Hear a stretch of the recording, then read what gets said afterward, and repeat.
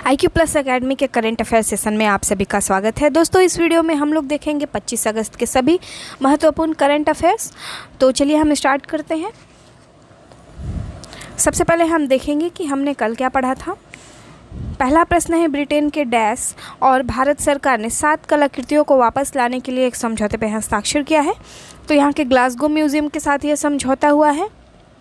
अगला प्रश्न है, किस राज्य सरकार ने क्षेत्रीय परीक्षण प्रयोगशाला स्थापित करने के लिए केंद्रीय विद्युत अनुसंधान के साथ समझौते ज्ञापन पर हस्ताक्षर किया है? ये छत्तीसगढ़ है। किसकी अध्यक्षता में यमुना पर आज़ादी के अमृत महोत्सव को आयोजित किया गया था? गजेंद्र सिंह शेखावत। किस अंतर्राष्ट्रीय हवाई अड्डे का नाम बदलकर शहीद भगत सिंह के नाम पर रखा जाएगा? चंडीगढ़ हवाई अड्डा के नाम पर रखा जाएगा। चंडीगढ़ हवाई अड्डे का नाम भगत सिंह के नाम पे रखा जाएगा। अगला प्रश्न है, चौथी फिलीपींस भारत जो सामरिक वार्ता हुई थी वो कहाँ हुई थी? तो ये मनीला में हुई थी। गिरफ्तार नशीले पदार्थों के आरोपियों का भारत के पहले पोर्टल का नाम बताएं जिसे हाल ही में चालू किया गया है। निदान नाम है।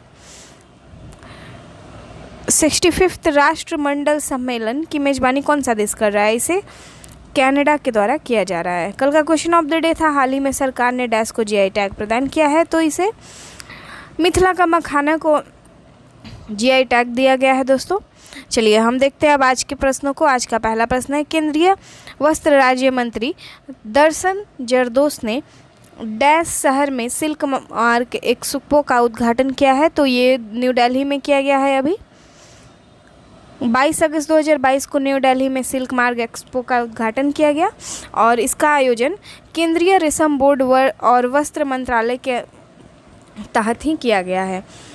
इसके बाद हम देखें तो एक्सपो में 12 राज्यों के 39 प्रदर्शक भाग ले रहे हैं और साथ ही इसका उद्देश्य है रेशम उपभोक्ताओं और रेशम मूल्य श्रृंखला के हितधारी को हित में रक्षा में काम करना। मतलब रेशम का जो प्रोडक्ट है ना उसको बढ़ावा देने के लिए इसको स्टार्ट किया गया है। अब हम यहाँ पे अगर ऑप्शंस को कोरिलेट करके देख लेते हैं तो हमने अभी ही कुछ टाइम पहले पढ़ा था कि इंदौर जो है ना वो 17वां प्रवासी दिवस को ऑर्गेनाइज करेगा। साथ ही अगर हम यहाँ पुणे का बात करें तो पुणे में भारत का पहला इंडिजिनस तरीके से डेवलप किया गया हाइड्रोजन फ्यूल सेल बस को विकसित किया गया है।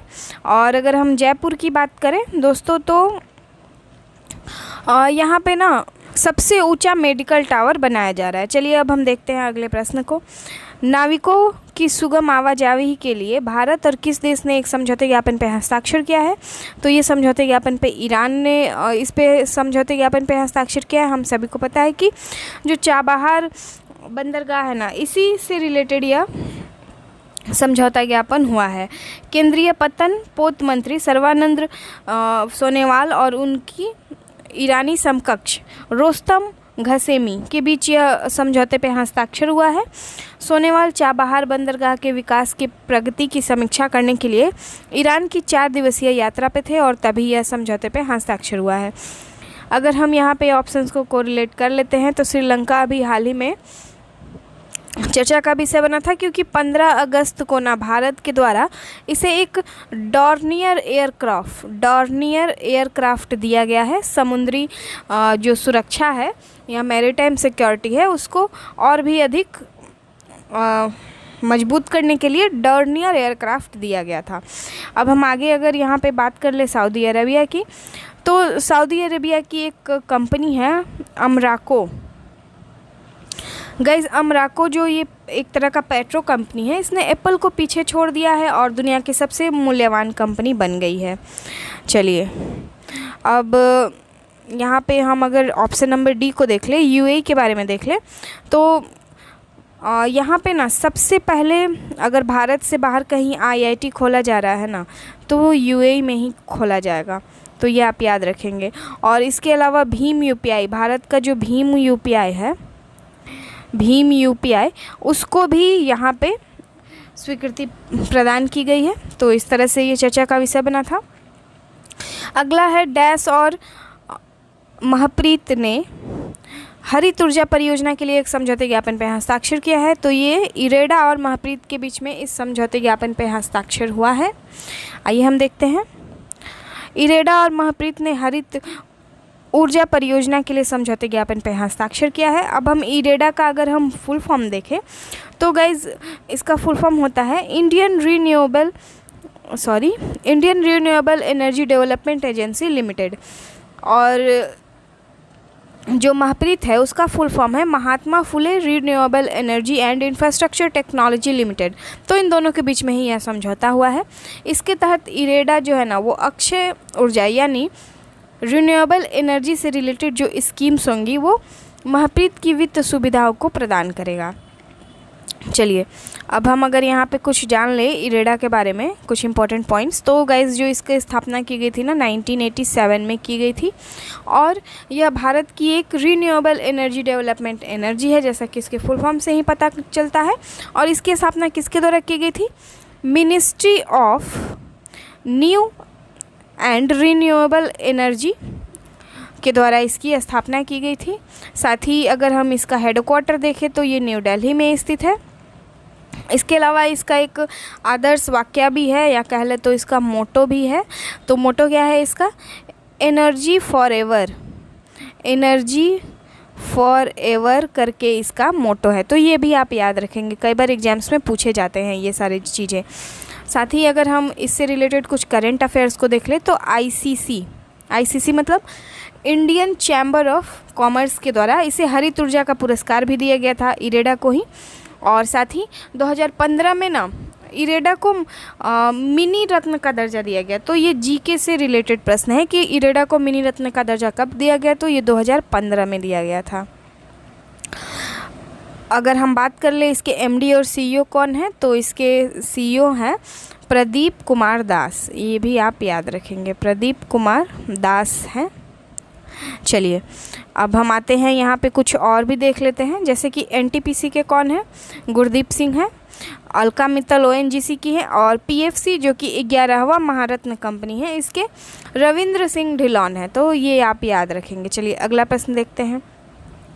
उससे पहले हम देख लेते हैं Mahatma Phule Renewable Energy Infrastructure Technology Limited के बारे में। 12 अप्रैल 2021 को निगमित एक निजी कंपनी है। यह MPBCDC की पूर्ण स्वामित्व वाली सहायक कंपनी है। 49% भारत सरकार की स्वामित्व है और 51% महाराष्ट्र सरकार का स्वामित्व इसमें शामिल है। अगला प्रश्न है, किस ऐप ने टॉपिक्स नामक एक इन ऐप फीचर की शुरुआत की है? इसे कू ऐप के द्वारा शुरू किया गया है। इसके माध्यम से ना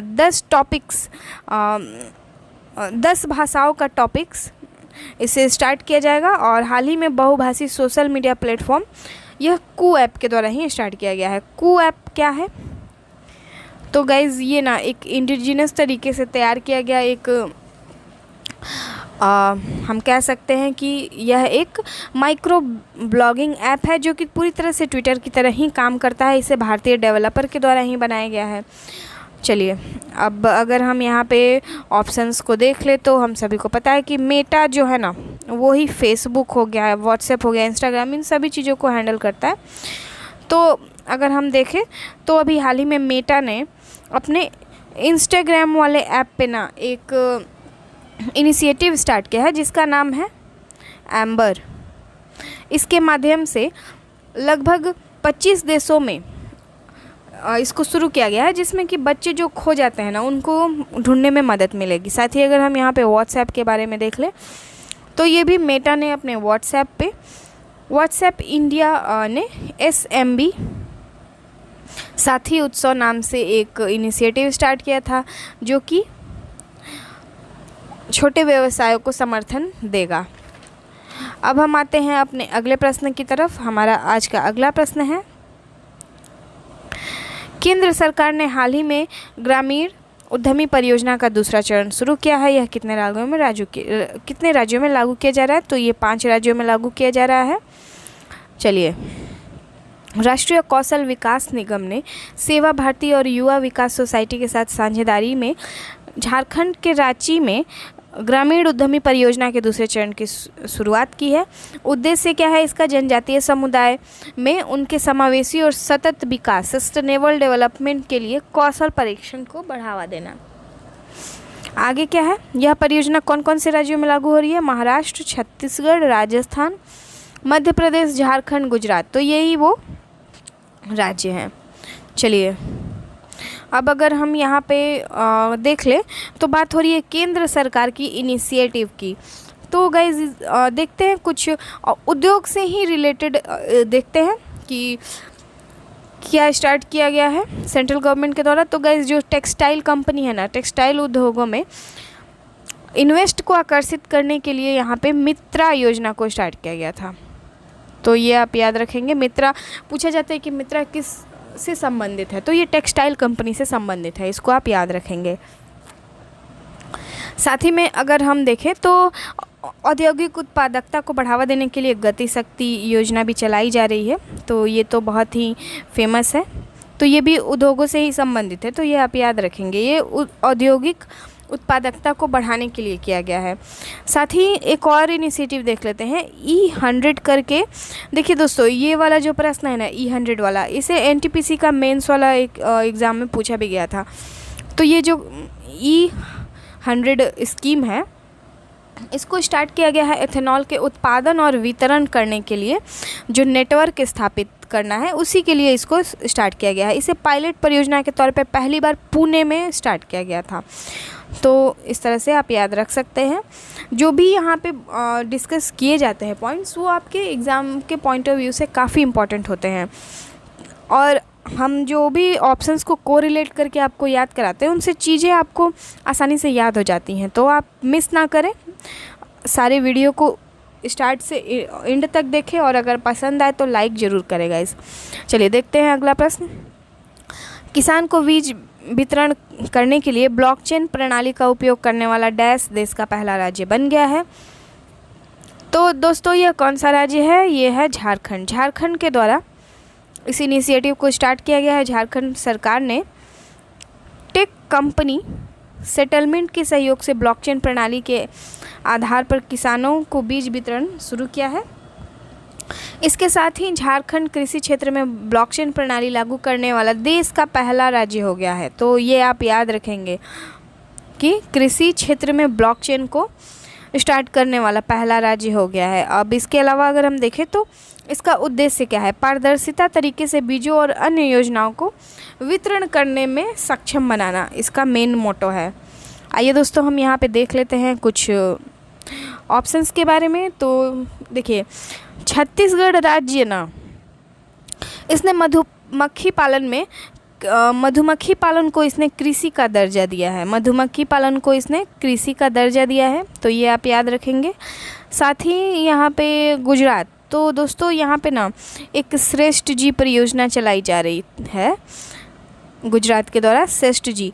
तो इसी के लिए ना वर्ल्ड बैंक ने गुजरात को 350 मिलियन US डॉलर जो है ना, इसे ऋण के रूप में दिया है। और जो ये श्रेष्ठ जी परियोजना है, ये स्वास्थ्य से संबंधित है। अब यहाँ पे बात आ जाती है कर्नाटक की। तो कर्नाटक तो काफ़ी न्यूज़ में रहा है, जैसे कि 2% रिजर्वेशन दे रहा है स्पोर्ट्स में, स्पोर्ट्स पर्सन को।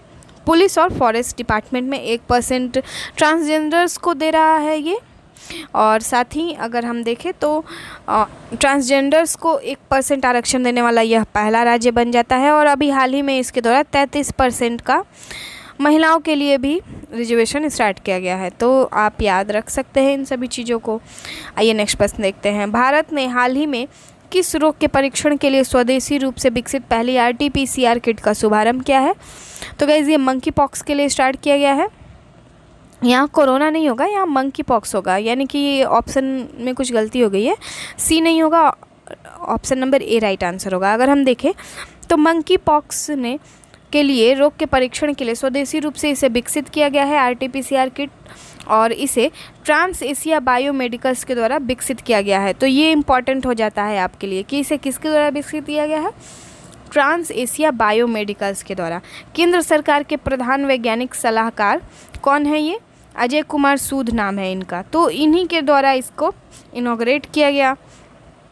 इस किट में मंकी पॉक्स रोग का शीघ्रता पता लगाने के और बेहतर प्रबंधन करने के लिए सुविधा दी गई है। और भारत में मंकी पॉक्स के अब तक कुल 10 मामले शामिल आ चुके हैं सामने। सबसे पहला मामला कहाँ आया था गाइस?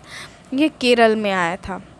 तो केरल अगर आप यहाँ पे देख रहे हो ना, तो एक और चीज़ याद रख सकते हो कि केरल में एक टोमेटो फ्लू नाम का भी बीमारी यहीं से चल रहा था, तो आप ये याद रखेंगे। और मंकी पॉक्स का दिल्ली में ऐसा मामला आया ना जिसका कोई भी ट्रैवल रिकॉर्ड नहीं था दिल्ली में, तो ये भी इम्पॉर्टेंट हो जाता है कि, और काफ़ी ख़तरनाक भी लगता है। चलिए अगर हम देखें यहाँ पे मंकी पॉक्स के बारे में, तो सबसे पहले मंकी पॉक्स का जो मामला देखा गया था ना, वो 1958 में बंदरों में देखा गया था। रिसर्च करने के लिए कुछ बंदरों को रखा गया था, तो उन्हीं में मंकी पॉक्स को पाया गया था। ये पॉक्स वायरसेस से रिलेटेड है। अभी तक इनका कोई भी वैक्सीन नहीं है गाइस, इनके लिए कोई भी वैक्सीन नहीं बनाया गया। हालाँकि जो चिकन पॉक्स की जो वैक्सीन है ना, इसके लिए काफ़ी हेल्पफुल साबित होती है। चलिए अब अगर हम देखें इंसानों में इसे कब पाया गया, 1970 में इंसानों में सबसे पहले इसका पहला मामला देखा गया, और ये कॉन्गो में पाया गया था, कॉन्गो में। अब हम आते हैं इससे कुछ करंट को देख लेते हैं। तो दोस्तों सबसे पहला मामला अभी प्रेजेंट के टाइम में कहाँ देखा गया? यूके में मंकी पॉक्स का। साथ ही बहरीन ऐसा देश बन जाता है जिसने कि 21 दिन का मंकी पॉक्स के लिए क्वारंटाइन भी स्टार्ट किया था, 21 दिन का क्वारंटाइन। और इसके अलावा अगर हम देखें तो गल्फ़ कंट्री में सबसे पहले किस देश में हुआ? तो फर्स्ट गल्फ़ कंट्री है ना, वो यूएई है, जहाँ पे मंकी पॉक्स का पहला मामला देखा गया। चलिए मंकी पॉक्स क्या है? यह एक जूनोटिक बीमारी है। जूनोटिक बीमारी है। जूनोटिक का मतलब क्या होता है? जूनोटिक का मतलब होता है जो कि पशुओं से इंसान में ट्रांसफ़र होता है, तो उसी को जूनोटिक कहते हैं। आइए अब हम नेक्स्ट देख लेते हैं। हाल ही में बुकिंग डेटा की सुरक्षा सुनिश्चित करने के लिए किस भारतीय सुरक्षा बल ने भारतीय रेलवे, खान पान और पर्यटन निगम के साथ एक समझौते पर हस्ताक्षर किया है? तो ये समझौता जो किया गया है वो बीएसएफ के द्वारा अभी हाल ही में किया गया है। भारतीय सुरक्षा बल ने भारतीय रेलवे, खान पान और पर्यटन निगम यानी आईआरसीटीसी के साथ एक समझौते ज्ञापन पर हस्ताक्षर किया है। बीएसएफ के जवानों के लिए आईआरसीटीसी की एयर ई टिकट सेवा के तहत बुकिंग डेटा की सुरक्षा सुनिश्चित की जाएगी, और यह सेवा 60 दिनों की क्रेडिट सुविधा के साथ एक समर्पित ऑनलाइन पोर्टल को भी प्रदान करेगी। यहाँ पे आते हैं, हम देख लेते हैं ऑप्शंस को। तो बीएसएफ के अभी महानिदेशक कौन है? बीएसएफ के महानिदेशक है पंकज कुमार सिंह है। तो ये आप याद रखेंगे कि पंकज कुमार सिंह इसके महानिदेशक है। अब ये आईटीबीपी के कौन है? संजय अरोड़ा जी हैं, संजय अरोड़ा। और अगर सीआरएफ के सीआरपीएफ जुबान लड़खड़ा गई, सीआरपीएफ के महानिदेशक को देखें तो कुलदीप सिंह है। तो आप ये याद रखेंगे, बीएसएफ के पंकज जी हैं, आईटीबीपी के संजय, और बार बार ऐसे हो जा रहा है, सीआरपीएफ के कुलदीप। चलिए अब हम आगे देखते हैं अगले प्रश्न को। वित्तीय सेवा मंच पेटीएम के प्रबंधन निदेशक और प्रमुख कार्यकारी अधिकारी के रूप में किसे नियुक्त किया गया है? अभी हाल ही में इसे विजय शेखर शर्मा, जो कि इनका ये दूसरा कार्यकाल है, पहले भी यही थे और फिर से इनको ही चुन लिया गया है। विजय शेखर शर्मा को वित्तीय सेवा मंच पेटीएम के प्रबंध निदेशक और मुख्य कार्यकारी के रूप में नियुक्त किया गया है। और 197 कम्युनिकेशन लिमिटेड पेटीएम का ब्रांड मालिक है। अगर यहाँ पूछा जाए कि पेटीएम का ब्रांड मालिक कौन है, तो 197 कम्युनिकेशन लिमिटेड इसका ब्रांड मालिक है, और भारत की अग्रणी डिजिटल भुगतान और वित्तीय सेवा कंपनी में से एक है, और ये क्यूआर और मोबाइल भुगतान के लिए काफ़ी फेमस है। आजकल तो ये सभी के फ़ोन में होता है। पेटीएम कंपनी की स्थापना किसके द्वारा की गई थी? विजय शेखर शर्मा के द्वारा, और वो भी 2010 में। आइए हम अगर यहाँ पे ऑप्शंस को कोरिलेट कर लें। जियोफ एलार्डिस कौन है दोस्तों? ये आईसीसी के सीईओ हैं, आईसीसी के सीईओ हैं जियोफ एलार्डिस। अतुल करवाल कौन है? अतुल करवाल यहाँ पे हम देख लें तो ये हैं एनडीआरएफ के महानिदेशक। अतुल करवाल है एनडीआरएफ के महानिदेशक। साथ ही पीटर एल्बर्ट्स कौन है? पीटर एल्बर्ट्स हैं इंडिगो जो एयरलाइंस है, इंडिगो एयरलाइंस के सीईओ हैं अभी ये। अब आगे बढ़ते हैं नेक्स्ट प्रश्न की तरफ। किस राज्य सरकार ने ग्राम अर्थव्यवस्था को बढ़ावा देने और मजबूत करने के लिए राज्य में 300 ग्रामीण औद्योगिक पार्क स्थापित करने की घोषणा की है? ये छत्तीसगढ़ के द्वारा किया गया है। छत्तीसगढ़ सरकार ग्रामीण अर्थव्यवस्था को बढ़ावा देने और मजबूत करने के लिए 300 ग्रामीण औद्योगिक पार्क को स्थापित करेगी। यह परियोजना 2 अक्टूबर 2022 को गांधी जयंती के अवसर पर शुरू की जाएगी और इसमें 300 पार्क होंगे। इस परियोजना का उद्देश्य ग्रामीण गरीब परिवारों के लिए अतिरिक्त आय का स्रोत बनाना है। तो यहाँ पे ये बहुत ही अच्छा इनिशिएटिव है, क्योंकि जब तक गांव का विकास नहीं होता है ना, तब तक शहरों का भी विकास नहीं होता है और तब तक एक देश का भी विकास नहीं होता है। तो इसलिए सबसे ज़रूरी है कि गांव को, यानी सबसे जो निचले स्तर का वो है, गांव को निचला स्तर नहीं कहेंगे, मतलब सबसे स्टार्टिंग लेवल का जो है उसको डेवलप करना बहुत ज़रूरी होता है। अब हम अगर यहाँ पे ऑप्शंस को देखें तो हरियाणा के द्वारा अभी हाल ही में खेल नर्सरी योजना को स्टार्ट किया गया है। मध्य प्रदेश, हमने अभी अभी पढ़ा था कि यहाँ का जो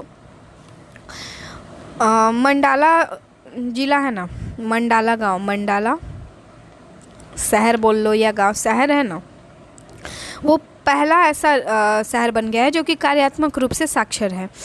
नेक्स्ट है पंजाब। तो पंजाब ने अभी बहुत सारी स्कीम्स लाई है, जैसे 1 MLA 1 पेंशन। इसके अलावा मेक इन इंडिया नंबर 1 पे लाया गया है। और साथ ही एक और अच्छा इनिशिएटिव है इनके द्वारा, ई स्टैम्प स्टार्ट किया गया है इनके द्वारा। राजस्व की चोरी को रोकने के लिए ई स्टैम्प को स्टार्ट किया गया है। और साथ ही लोक मिलनी योजना भी पंजाब ने ही स्टार्ट किया है। चलिए अब हमारा है क्वेश्चन ऑफ द डे। प्रश्न है, भारत ने थाईलैंड पैरा बैडमिंटन इंटरनेशनल 2022 में कुल कितने पदक जीते हैं? तो फटाफट करके आप इसके आंसर हमें कमेंट बॉक्स में बताइए। साथ ही हमें ये भी बताइए कि हमारा सेशन आपको कैसा लगा। अगर पसंद आया तो लाइक ज़रूर करें, और अगर आपको इसमें कुछ सुधार चाहिए तो हमें प्लीज़ कमेंट करके बताएं, हम उसको ज़रूर अप्लाई करेंगे। तो मिलते हैं दोस्तों आपसे नेक्स्ट वीडियो में, तब तक के लिए धन्यवाद। जय हिंद।